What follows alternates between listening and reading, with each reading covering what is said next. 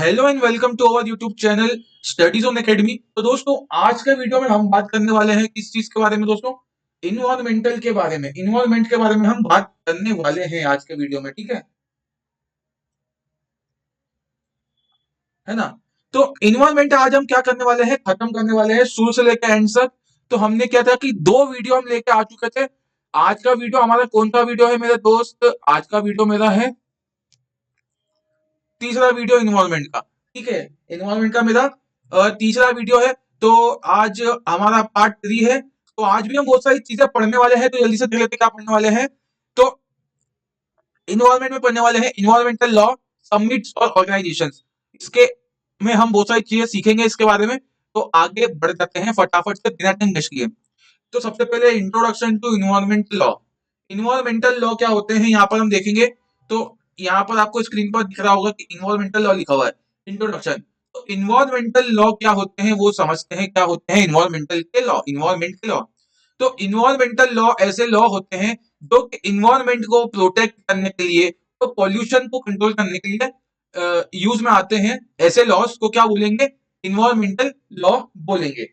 ठीक है, आपको समझ में आया होगा, है ना? तो ये इसको बोलेंगे हम इन्वायरमेंटल लॉ। ठीक है, सेकेंड लाइन में क्या लिखा हुआ है यहाँ पर देखेंगे हम। सेकेंड लाइन में लिखा है in India many act way pass after Sherlock home conference, sorry stock home stock home conference. Stock home conference जो हुई थी वो हुई थी 1972 में। इसके बारे में डिटेल में मत जाओ, एक बार आप गूगल करके पढ़ लेना कि स्टॉक होम कॉन्फ्रेंस क्या हुई थी। ठीक है ना? तो स्टॉक होम कॉन्फ्रेंस के बाद में बहुत सारे इन्वायरमेंट के क्या हुए, एक्ट यहाँ पर क्या हुए, पास हुए। किसमें? इंडिया के अंदर। ठीक है, stock home conference. Environmental protection act जो कि है 1986 में आया था, 1986 में आया था। ठीक है, इज द अम्ब्रेला एक्ट। इसे क्या बोला गया था दोस्तों? अम्ब्रेला एक्ट बोला गया था। इसे बोला गया था अम्ब्रेला एक्ट। ठीक है, इन्वायरमेंटल प्रोटेक्शन एक्ट को एक बार याद रख लो। इन्वायरमेंटल प्रोटेक्शन एक्ट 1986 1986 में, और हम इसको क्या बोला गया था? अम्ब्रेला एक्ट बोला गया था। ये अम्ब्रेला एक्ट था, इन्वायरमेंटल प्रोटेक्शन एक्ट। देखो, इंपॉर्टेंट इंपॉर्टेंट एक्ट बता रहा हूं और उसकी डेट बता, उसका मतलब ईयर बता रहा हूं। तो ठीक है, इन्वायरमेंटल प्रोटेक्शन एक्ट, इसके बारे में डिटेल में जानकारी पढ़ने की जरूरत नहीं है। क्वेश्चन सोल्व करेंगे, क्वेश्चन में आपको जल्दी जल्दी बताते जाऊंगा। बट क्वेश्चन की सीरीज अलग से आएगी, अगले महीने आएगी। तो जब तक आप बहुत सारे सब्जेक्ट खत्म कर चुके होंगे उसके बाद हम क्वेश्चन सीरीज लिखाएंगे। पहला था अम्ब्रेला एक्ट 1986 में। फिर था air prevention and control pollution, control of pollution act जो था 1981 में आया था। फिर वाटर एक्ट आया था, इसका नाम था preservation and control of pollution, water act 1974 के अंदर आया था। फिर फॉरेस्ट कंजर्वेशन एक्ट 1980 में आया था। फिर वाइल्ड लाइफ प्रोटेक्शन एक्ट आया था 1972 के अंदर। बायोलॉजिकल डाइवर्सिटी एक्ट आया था 2002 में। इतने सारे एक्ट यहाँ पर आए थे। अब बात करते हैं इन्वायरमेंट प्रोटेक्शन एक्ट की। इन्वायरमेंट प्रोटेक्शन एक्ट क्या आया था? Enacted after Bhopal gas strategy, यानी भोपाल का गैस कांड हुआ था, उसके बाद क्या हुआ था कि ये 1984 में ये एक्ट आया था। Gives power to central government to take measure for protecting environment. Environment को प्रोटेक्ट करने के लिए कोई मेजर ले सकते थे। Covers air water land and living beings, कि हमारी किसी भी चीज से अगर एयर को, वाटर को, लैंड को या लिविंग बींग को कोई दिक्कत आ रही है, तो क्या है कि हम कुछ एक्शन ले सकते हैं। तो it act as umbrella legislation, मतलब कि एक अम्ब्रेला कैसे होता है, छतरी खुल जाती है, तो उसके अंदर क्या होता है, बहुत सारे अलग अलग एक्ट आएंगे। ठीक है, तो ये एक अम्ब्रेला एक्ट था लेजिस्लेशन के लिए और ऑल द इन्वायरमेंटल लॉज के लिए। हर इन्वायरमेंटल लॉ के लिए ये क्या था, एक्ट एक अम्ब्रेला एक्ट की तरह काम करता था। ठीक है, हमने पढ़ा क्या? Environment protection act 1986। फिर है मेजर इन्वायरमेंटल समिट। तो स्टॉक होम कॉन्फ्रेंस हुई थी, एक स्टॉक होम क्या हुई थी, कॉन्फ्रेंस हुई थी, जो कि 1972 में हुई थी। और उसके बाद फर्स्ट ग्लोबल इन्वायरमेंटल कॉन्फ्रेंस थी ये, कि पूरा ग्लोबल इन्वायरमेंटल कॉन्फ्रेंस थी, उसमें बहुत सारे देशों ने क्या लिया हुआ था, हिस्सा लिया हुआ था। उसके बाद देखते हैं अर्थ समिट। अर्थ समिट कब हुआ था? अर्थ समिट हुआ था रियो दी जनरियो में हुआ था। रियो दी जनरियो में हुआ था 1992 में, 1992 यानी 1992 में। और ये एजेंडा 21 था इसमें, सीबीडी। ठीक है। इसके बाद Kyoto protocol Kyoto sorry Kyoto protocol आया था। क्योटो प्रोटोकॉल आया था 1997 में। इनने बताया था कि reduce green house gas emission. इस लॉ में क्या था कि हम ग्रीन हाउस के गैस का इमिशन कैसे कम करते हैं, इसकी बात हुई थी। फिर आया था पेरिस एग्रीमेंट, जो कि 2015 में आया मेरे भैया। पेरिस एग्रीमेंट आया हमारा 2015 में। तो इसमें क्या हुआ था, limit global temperature rise below 2 degree Celsius में, ये बताया गया। ठीक है। बस एक बार आप ध्यान रख लो, किसी भी चीज की डेप्थ में आपको जाना नहीं है, बस आपको क्या ऊपर ऊपर से पढ़ना है, क्योंकि टेक्निकल भी बहुत सारा है, नॉन टेक भी बहुत सारा है। कहाँ कहाँ तक कितना कितना अंदर तक घुसोगे, कोई घुसने की जरूरत नहीं है, ऊपर ऊपर से पढ़ो। और प्रीवियस ईयर क्वेश्चन कम से कम 10 क्वेश्चन रोज लगाते रहो हर सब्जेक्ट के। जैसे कि आप अगर टेक्निकल पढ़ रहे हो तो टेक्निकल के 10-10 क्वेश्चन आप लगाते जाओ।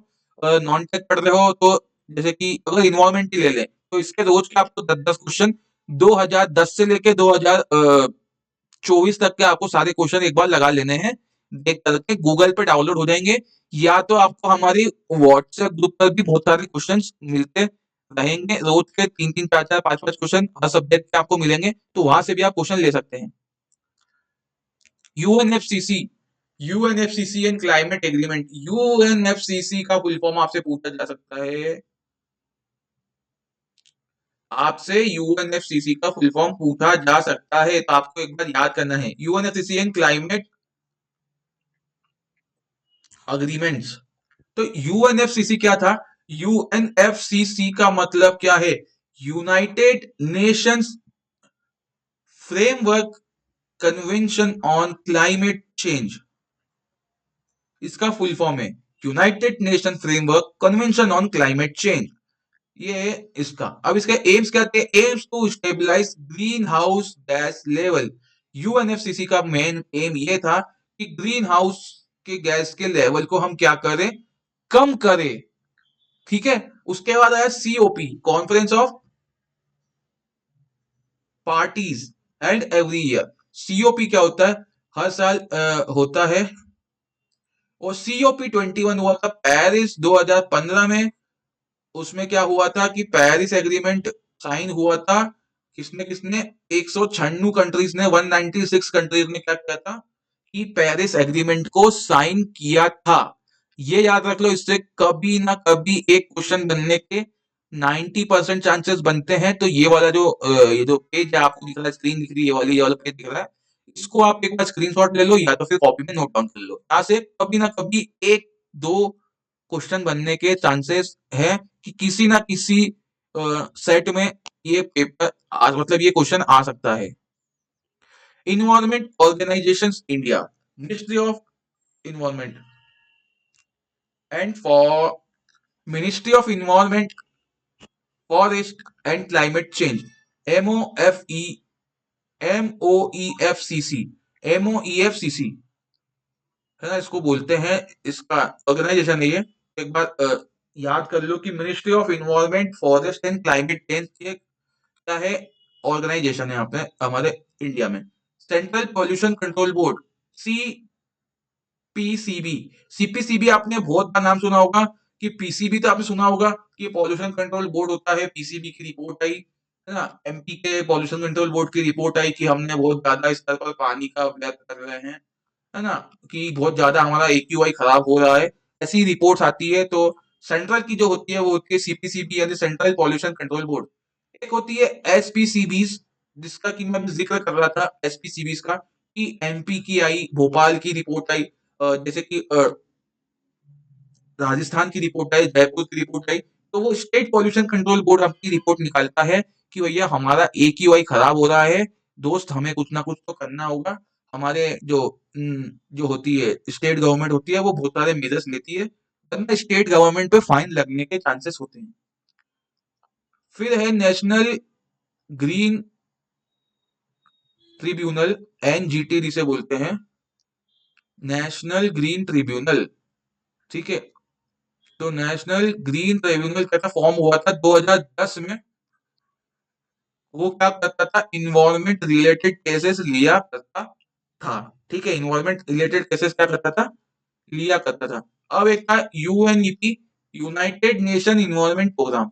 एक प्रोग्राम था यहाँ पर, इंटरनेशनल है अभी ये। ठीक है, ये इंटरनेशनल आ गया, पहले इंडिया की बात कर रहे थे, अभी इंटरनेशनल वाली बात करेंगे।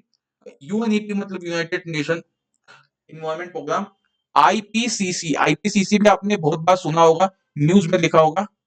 ठीक है, inter governmental panel on climate change. और आपने ये चीज भी आपने बहुत बार देखी होगी, WWF। ठीक है, WWF आपने बहुत बार सुना होगा, बहुत बार न्यूज में आता है कि WWF की रिपोर्ट आई है कि हमारा इन्वायरमेंट में ये हो रहा है, कहीं किसी पैसिफिक ओशन में ये हो रहा है, किसी ओशन में ये हो रहा है, कहीं पे किसी कंट्री में ये हो रहा है। तो उसे क्या बोलते हैं, world wide fund for nature, world wide fund for nature. ठीक है, उसके बाद था आईयूसीएन। आईयूसीएन भी आपने न्यूज में सुना होगा, मैंने तो देखो बहुत बार सुना है कि international union for conservation of nature. तो इससे क्या होता है कि जैसे कि आप कोल का यूज ज्यादा कर रहे हो या माइंस का यूज कर रहे माइंस कर रहे हो, तो इससे क्या होता है कि इसको कंजर्व करके रखना हमको, नेचुरल रिसोर्सेस को। यानी कि ये एक एक्ट पास करते हैं, जैसे कि मान लो कि एक आपके पास कोई आपकी कंट्री है, कोई सी भी कंट्री का हो सकती है, ऐसा नक्शा हो सकता है कंट्री का, ऐसा करके ऐसा देख लो। ये कंट्री हो सकती है, कोई सी भी एक देश हो सकता है। यहां पर इस देश में क्या है कि फॉरेस्ट एरिया है। इस देश में यहां पर क्या है, फॉरेस्ट एरिया है। और यहां यहां पर फॉरेस्ट एरिया के इस हिस्से में, जो मैंने ज्यादा डार्क कर दिया ना, फॉरेस्ट एरिया के इस हिस्से में, इस वाले हिस्से में आपको क्या मिल गया, कोई मेटल, एनी मेटल। तो कोई बड़ी कंपनी जो होगी वो क्या चाहेगी, किसी बड़ी ऑर्गेनाइजेशन को या किसी बड़े पार्टी को ये पता चल गया कि यहाँ पर कोई सा मेटल तो प्रेजेंट है, ज्यादा तादाद में प्रेजेंट है, यहाँ यहाँ पर मेटल की क्वांटिटी ज्यादा है। तो वो क्या चाहेगा कि हम यहाँ पर हमारी फैक्ट्री डाल लें। तो वो क्या सोचेगा कि हम इसी इतनी जगह पर नहीं, थोड़ा सा और एरिया लेकर के, ये जो एरिया में बना रहा हूँ ना आपको ऐसे, इतने इतने एरिया में हम हमारी फैक्ट्री डेवलप कर ले और हमारा एक एरिया डेवलप कर ले, ताकि हम यहाँ पर एक माइंस बना सकें। और क्या कर सके कि जो मेटल है वहां पर, कोई भी मेटल हो सकता है जो वहां पे हमको मिला है सर्वे करने पर, तो वो मेटल हम एक्सट्रैक्ट कर पाए और फिर हम बेच पाए।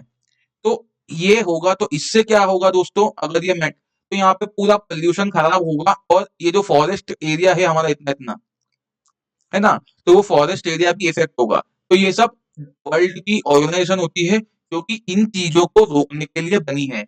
ठीक है, कि कहीं पर कुछ हो रहा है तो वर्ल्ड की ऑर्गेनाइजेशन बनी है कि भैया इन्वायरमेंट को सेव करो। अगर आपके पास फॉरेस्ट है, अच्छे फॉरेस्ट है, तो उसको काटो मत।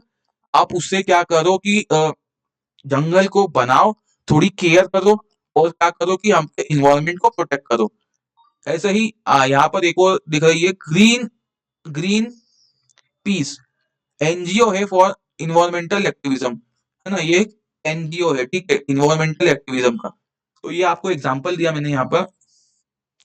अब है India's environmental initiative, India's environmental initiative. तो यहाँ पर क्या था, एनएफपीसीसी हुआ था, इसके 8 मिशन हैं यहाँ पर इंडिया में। एनएफपीसीसी को बोलते हैं national action plan on climate change. ठीक है, एनएफपीसीसी, इसमें 8 मिशन हुए थे। International solar alliances, ISA, ISA launch हुआ था विद फ्रांस। फ्रांस के साथ में हमने क्या लॉन्च किया था, इंटरनेशनल सोलर अलायंसेस यानी आईएसए।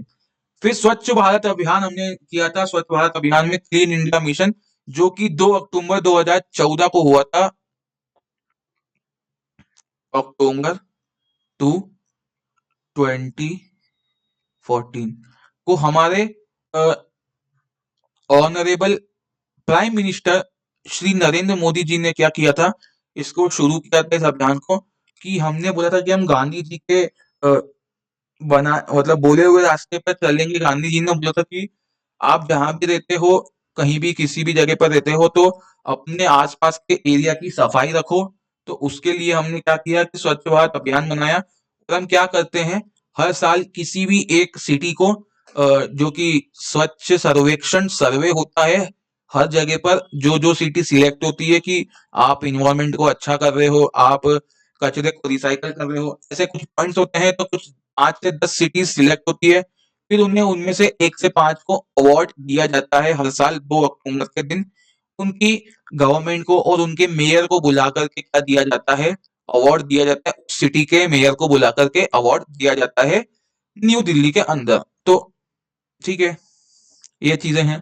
फिर project tiger and elephant, wild life को कंजर्व करने के लिए project tiger and project elephant निकाला कि टाइगरों की हमारे इंडिया में क्या है कि कमी हो रही है, और टाइगर हमारा क्या है, नेशनल एनिमल भी है। और एलिफेंट की भी कमी हो रही है ना। एलिफेंट भी क्या हो रहे हैं, धीरे धीरे विलुप्त हो रहे हैं, और टाइगर भी विलुप्त हो रहे हैं। इसके लिए प्रोजेक्ट टाइगर प्रोजेक्ट एलिफेंट बनाया गया, लेके आया गया। इससे क्या करते हैं, हम एक वाइल्ड लाइफ, एक उनको ऐसा इन्वायरमेंट प्रोवाइड करेंगे ताकि वो वहां पर अच्छे से रह पाए, और थोड़ा क्या है कि वो कंजर्व होकर रह पाए, प्रिजर्व होकर रह पाए, और काफी समय तक ये प्रजाति हमें मिलती रहे। ठीक है, तो दोस्तों यहाँ पे हमने सब कुछ देख लिया है इन्वायरमेंट से रिलेटेड। जितना आपको पढ़ना चाहिए था उतना मैंने आपको, ये एक शॉर्ट कोर्स था, तो ये शॉर्ट कोर्स में आपको इन्वायरमेंट के बारे में जितना पढ़ना था बता दिया। आपको वीडियो के क्या आएंगे अब, क्वेश्चन प्रैक्टिस की सीरीज के वीडियोस आपको मिलना चालू हो जाएंगे। तो आप क्या करोगे, क्या करोगे, क्या करोगे, क्या करोगे, क्या करोगे, कि आप इसको थोड़ा सा रिवाइज करते रहोगे, है ना, जो हमने पढ़ा है अभी तक। ठीक है, इंट्रोडक्शन में हमने इन्वायरमेंटल लॉ देखे कि क्या क्या काम आते हैं, फिर इम्पोर्टेंस लॉ पढ़े, फिर इम्पोर्टेंस एक्ट पढ़े, फिर मेजर समिट्स देखे, फिर यूएनएफसीसी को समझा, यूएनएफ ट्रिपल सी क्या होता है, फिर हमने देखा कि इंडिया में क्या क्या मेजर्स ले रहे हैं, फिर इंटरनेशनल के ऑर्गेनाइजेशन के हमने कुछ नाम देखे, फिर हमने देखा कि इंडिया क्या क्या इनिशिएटिव्स ले रहा है और ले चुका है इन्वायरमेंट से रिलेटेड। तो दोस्तों आज की वीडियो में इतना ही। यहाँ पर इन्वायरमेंट का होता है, इन्वायरमेंट का होता है यहाँ पर दोस्तों, क्या होता है इन्वायरमेंट का, दी एंड होता है। तो मिलते हैं दोस्तों, अगले वीडियो में मिलते हैं दोस्तों आपसे। पढ़ते रहिएगा और क्वेश्चन करते रहिएगा। अब हम अगला सब्जेक्ट अच्छे से आपको स्टार्ट करने वाले हैं, नया सब्जेक्ट आएगा अब आपके पास। इन्वॉल्वमेंट हमने खत्म कर दिया क्योंकि ये शॉर्ट कोर्स है, और इस पे हम क्वेश्चंस पे ज्यादा फोकस करेंगे, तो क्वेश्चंस की सीरीज भी आपकी 2-3 सब्जेक्ट हो जाए, उसके बाद क्वेश्चन की सीरीज भी आपके पास आने वाली है। तो आप क्या कीजिए कि जब तक इसको रिवाइज करते रहिए और पढ़ते रहिए। मिलते हैं नेक्स्ट वीडियो में, तब तक के लिए बाय बाय, जय हिंद, वंदे मातरम।